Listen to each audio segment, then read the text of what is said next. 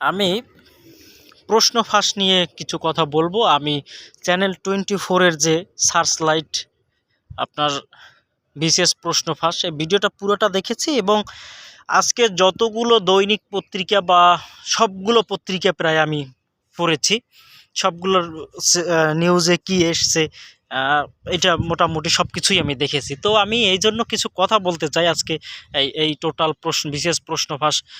আর আরও এর সাথে আমি সম্পৃক্ত করব কোটা বিরোধী যে আন্দোলন, এখানে এ বিষয়ে কিছু কথা বলবো। তো আশা করি যারা ভিডিওটি দেখবেন শেষ পর্যন্ত দেখবেন, যে কথা না বাড়ে।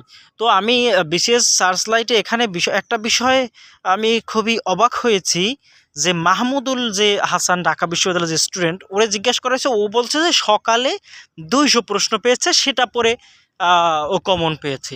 আসলে আবার ওই মাহমুদুলের সাথে আরেকটা ছেলে, সেই ছেলেই আবার বলেছে যে আহ, আপনার প্রশ্ন পেয়েছে আগের রাত্রে 9টার দিকে প্রশ্ন পেয়েছিল, এবং সকল প্রশ্ন দেয়া হয়েছিল, এবং সেখানে কোনো প্রশ্ন দেওয়া হয় না, মূলত ওই আপনার 1200-র মতো প্রশ্ন দেওয়া হয়েছিল প্রিন্ট করে কাগজে, সেগুলো তারা পড়ছে এবং গিয়ে সেখান থেকে 160 কমন পেয়েছে। আমার যেটা মনে হচ্ছে, ওই মাহমুদুল হাসান ছেলেটা হয়তো বা পরের ছেলেটা যেটা বলেছে, তাতে আমার কাছে সেই কথাগুলো গ্রহণযোগ্য বেশি মনে হচ্ছে, এই কারণে কেননা মাহমুদুল হয়তোবা পিএসসির যে চেয়ারম্যান, তিনি ওই একটা বিজ্ঞপ্তি দিয়ে পিএসসি একটা বিজ্ঞপ্তি দিয়েছিল যে আগে পরীক্ষার আগে ভাগে সেখানে লটারি দেয়া হয়। আর এই লটারি যখন দেয়া হয় তখন একমাত্র আল্লাহ ছাড়া কেউ জানে না যে আসলে কোন সেট উঠবে। তো দেখা গেছে যে সেই কথার আলোকেও উনি সকালবেলা 200 প্রশ্ন পেয়েছে এরকম একটা কথা বলছে, যেখানে ওনার কথাটা আসলে বেশিটা অতটা গ্রহণযোগ্য হবে না মানুষের কাছে বা পিএসসির কাছেও। এ কারণে হয়তো বা উনি বুদ্ধি খাটিয়ে এটা বলতে পারে। পরের ছেলেটা যেটা বলেছে, ওর কথা এবং বিভিন্ন গণমাধ্যমে, বিভিন্ন মিডিয়া, ডেইলি ক্যাম্পাস, তারপরে প্রথম আলো, এরপরে ইত্তেফাক, যুগান্তর, তারপরে বিবিসি বাংলা, সমকাল, তারপরে এই এই এই এই ধরনের আপনার অনেক যে নিউজ মিডিয়া রয়েছে, কালের কণ্ঠ, তো সব মিডিয়ার বিভিন্ন নিউজ যাচাই বাছাই করে বা অন্যান্য পরীক্ষার যাচাই বাছাই করে আসলে আমার কাছে মনে হচ্ছে যে এই যে 46তম বিসিএসের যে প্রশ্নপত্র, সেটা একটা বুথেই যদি 100 প্রশ্ন দিয়ে থাকে, তাদের বন্ধুবান্ধব থাকতে পারে, তারা বন্ধুবান্ধবদের হোয়াটসঅ্যাপে দিতে পারে, বা হ্যাঁ, হোয়াটসঅ্যাপে ছবি করে পাঠিয়ে দিতে পারে। কাছের কিছু বন্ধুবান্ধব থাকে না বা কিছু এরকমই, অনেক সময় এইগুলো একটু পড়ে দে, যদি মোটামুটি দেখিস এই ধরনের প্রশ্নগুলো আসতে পারে, এরকম বলতে পারে না, কল দিয়ে দোস্ত, এই ধরনের প্রশ্নগুলো কিন্তু আসার সম্ভাবনা বেশি। মানে ফোনেও আলোচনা করলো এই প্রশ্ন এরকম কিছু কিছু, যেমন আপনার দেখা যায় এমন কিছু প্রশ্ন আসে সাধারণ জ্ঞান, বা কিছু প্রশ্ন আসে যেগুলো সহজে পারা যায় না। তো উনি যদি আলোচনা করে যে এই প্রশ্নগুলো কিন্তু আসার সম্ভাবনা আছে, এগুলো অনেক কঠিন, আমি আমার নোটের মধ্যে আছে, এরকম দিলেও কিন্তু অন্যদের কাছে কোশ্চেনটা ফাঁস হয়ে যায়, তো প্রশ্ন দিতে হয় না। আর এখানে অন্যান্য যে যারা পিএসসির সাবেক যারা মানে কর্মচারী, বা এখন যারা কর্মচারী ধরা পড়েছে, তাদের যে কথাবার্তা, সেখানে তাদের কথাবার্তার আলোকে এটাই 100% প্রতীয়মান হয় যে অবশ্যই তারা এই প্রশ্নগুলো ফাঁস করেছে, এবং যেখানে মূলত টিম সার্চ লাইট বা চ্যানেল 24 তারা যে কাজ করেছে, অনুসন্ধান কাজ করেছে, তো সেক্ষেত্রে তাদের কাজ মনে হচ্ছে যে মানে পাবলিকের কাছে, মানুষের কাছে গ্রহণযোগ্যতা পেয়েছে। এবং যেটা ওই তবে আরও কিছু গুরুত্বপূর্ণ কথা, যেমন পিএসসির চেয়ারম্যান, এখানে আসলে তার কথাটাও ঠিক আছে, পরীক্ষার আগে তারা ওখানে লটারির ব্যবস্থা করেন।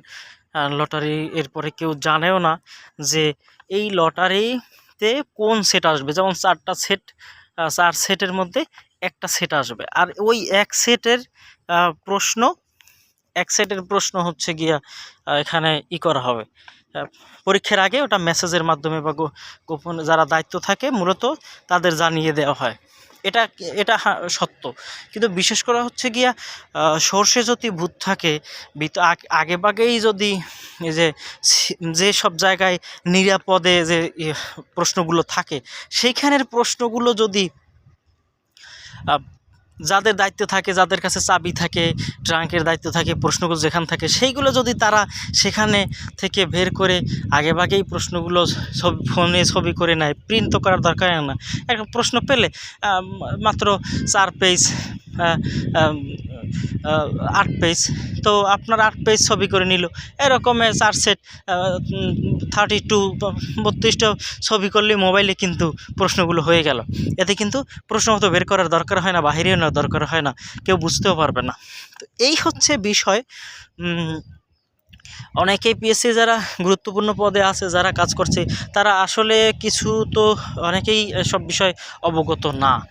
আর যারা এই চক্রে কাজ করছে, এই চক্ররা কাজ করছে একদম একদম মানুষের ধারণার বাহিরে গিয়া। যেমন এরা ওই কিছু সাবেক আছে, তারাও এদের সাথে যোগাযোগ করে সব সময়, এই যোগাযোগ করে টোরে দেখা গেছে যে কাজ করছে। টিম সার্চলাইটে একজন পিএসসির সাবেক সদস্য, তার কথাগুলো অনেক ভালো লেগেছে, যে এখানের সিকিউরিটি বিষয়ে কথা বলেছে পিএসসির, তারপরে বিজি প্রেসের বিষয়ে কথা বলছে।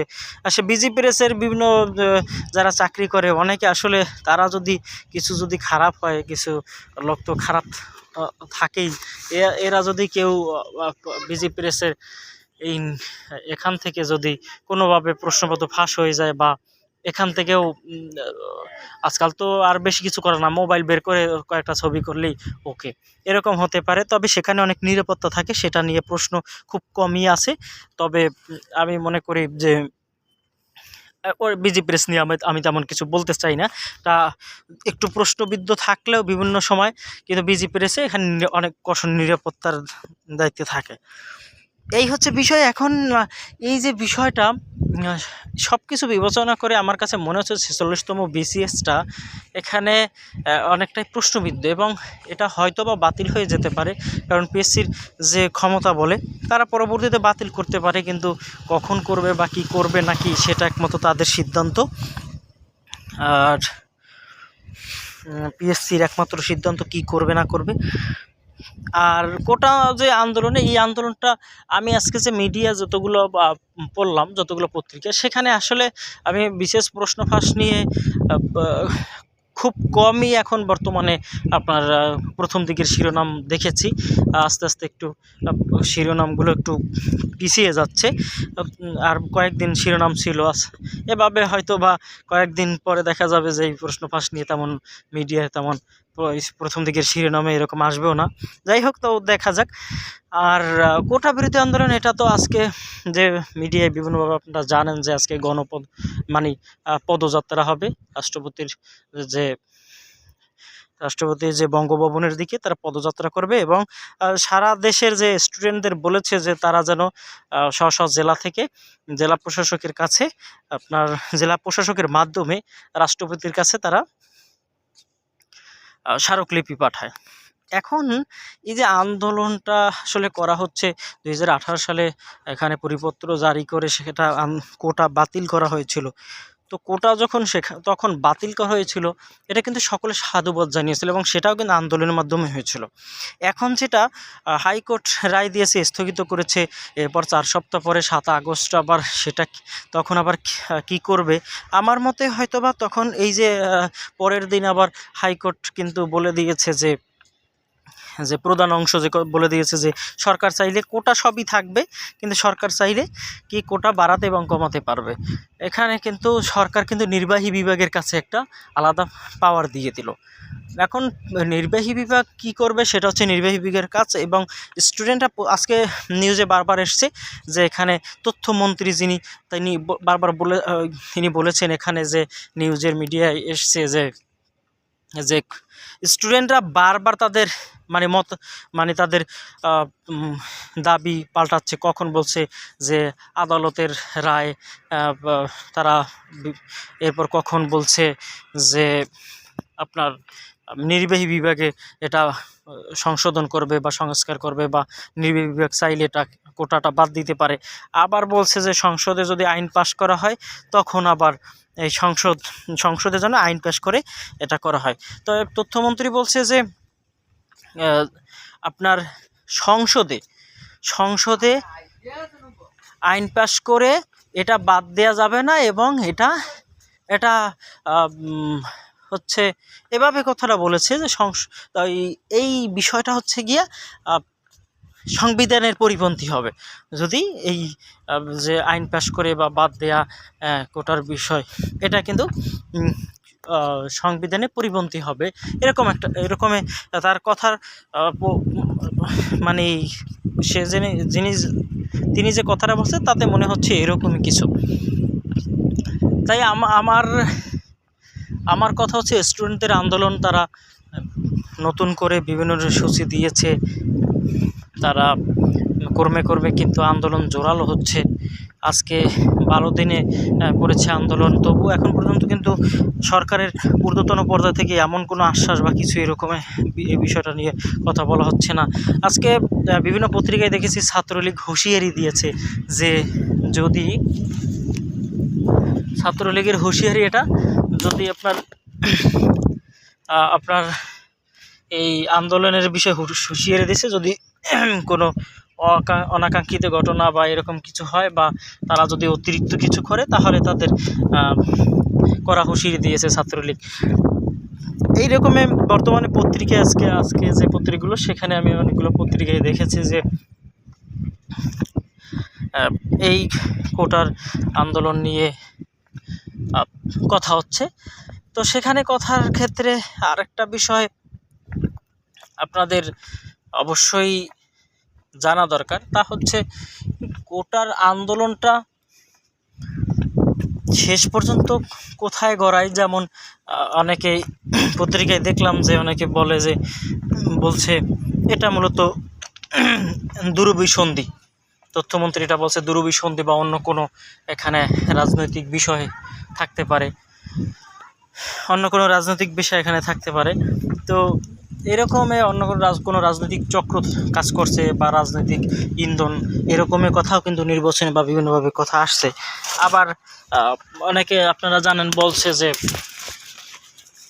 হাইকোর্টের রায়ের পরে আর কোনো যুক্তি নেই এই আন্দোলন করার। এখন এই আন্দোলন করার যদি আর কোনো যুক্তি না থাকে, তো তাহলে হাইকোর্ট 4 সপ্তাহ পিছিয়ে দিয়েছে, এখন কি সিদ্ধান্ত হতে পারে এটা কিন্তু অনেকেই মনে করছে যে আসলে হাইকোর্টে এই আন্দোলনটা মোটামুটি থামিয়ে রাখার জন্য, বা অনেকে বলাবলি করছে যে হাইকোর্টে মূলত এই যে রায়টা দিয়েছে মূলত আমাদের আন্দোলনটা থামিয়ে রাখার জন্য। এই বিভিন্ন জায়গায়, বিভিন্ন মিডিয়ায়, বিভিন্ন ফেসবুকে, বিভিন্ন জায়গায় বলা বলি হচ্ছে এটাই, যে এটা মূলত আন্দোলনকে ধামাচাপা দেওয়ার জন্য, একটু থামিয়ে দেওয়ার জন্য, স্টপ করার জন্য কোনোভাবে, পরবর্তীতে রায় দিবে তখন আবার যদি আন্দোলন হয়। তবে ওবায়দুল কাদের বলছে যে অবশ্যই হাইকোর্ট তো গুরুত্বপূর্ণ, যে রায়টা দিবে সেটা অবশ্যই সকলের যে স্টুডেন্টদের যে প্রত্যাশা তেমন কিছু হবে। আর স্টুডেন্টদের দাবি মূলত যে বিভিন্ন লেখালেখি, সেখানে দাবিটা এরকমই যে কোটা হ্যাঁ থাকুক, কিন্তু 5% থাকুক। যেমন মুক্তিযোদ্ধার, এখানে আরেকটা মুক্তিযোদ্ধার বিষয় নিয়ে 1%, এবং সেখানে কিন্তু সন্তানরাই থাকবে, একদম কোনো নাতিপুতি এরা থাকতে পারবে না। ভর্তিবন্ধী কোটা থাকুক, নারী কোটা থাকুক, বা জেলা কোটা 1%, সবগুলো 1% থাকুক। এই বিষয়ে আমি অনেক লেখালেখি দেখেছি। তো সব মিলিয়ে বিভিন্ন পত্রিকা বিশ্লেষণ করে আসলে বোঝা যাচ্ছে এই আন্দোলনটা শেষ পর্যন্ত কোথায় গড়ায়। অভিভাবকরা এটা নিয়ে খুবই চিন্তায় আছে। আমিও বিশেষ করে আমি চাচ্ছি যে এই আন্দোলনটা দ্রুতই থেমে যাবে, এবং তাদের দাবি দেওয়া এবং সরকার, আদালত সব কিছু সুন্দরভাবে সমন্বয় বন্টনের মাধ্যমে যাতে সব দেশে শান্তি একটা পরিস্থিতি বিরাজ করে। বিশেষ করে আপনারা দেখতে পারবেন যে বিভিন্ন রেল যোগাযোগ বন্ধ, তারপরে শহরে অনেকের আমি দেখেছি যে ডাক্তার দেখাতে গিয়ে তারা কিন্তু সেই ডাক্তার দেখাতে পারেনি। এরপরে হচ্ছে কি আমি ইউর যে রাষ্ট্রদূত তাকে দেখেছি হেঁটে তার সংসদে যেতে দেখেছি। তো সব মিলিয়ে ঝিলিয়ে দেশের কিন্তু ভাবমূর্তি বহির্বিশ্বে একটা হচ্ছে যে এখানে গণতান্ত্রিক পর্যায়ে যে আন্দোলন, সেই আন্দোলনটা এই দেশে হচ্ছে এবং সরকার, আদালত সব প্রশ্নবিদ্ধ হচ্ছে। বিশেষ করে ডক্টর মোহাম্মদ ইউনূসের আদালতে তার মামলা চলমান, সেটা নিয়ে কিন্তু বহির্বিশ্বে বিভিন্ন কথাবার্তা হয়। তার মধ্যে আদালতের এমন রায়, সেটা নিয়ে আন্দোলন, স্টুডেন্টদের আন্দোলন, সারা দেশে আন্দোলন, স্টুডেন্টরা ক্ষুব্ধ, বিক্ষোভ করছে, পদযাত্রা করছে। এটা কিন্তু অবশ্য আমাদের আন্দোলনটা ভালোর পক্ষে হলেও দেশের জন্য আমি মনে করি ভালো না। কারণ এমনিতেই পশ্চিমারা, আমেরিকা পশ্চিমারা আমাদের দেশকে প্রশ্নবিদ্ধ করার জন্য অনেক ধরনের কথা বলে থাকে, অনেক কথাই তাদের বলে থাকে যে এইটা করছে, এইটা করছে, তো তারা বলবে। তাই সেই জন্য আমার মতে মনে হচ্ছে যে সরকারের যে গুরুত্বপূর্ণ পর্যায়ের ব্যক্তিবর্গ এটা সুন্দরভাবে ভালোভাবে আমলে নিয়ে বা আদালতের মাধ্যমে সুন্দরভাবে সমন্বয় করে সব কিছু সমাধান হচ্ছে।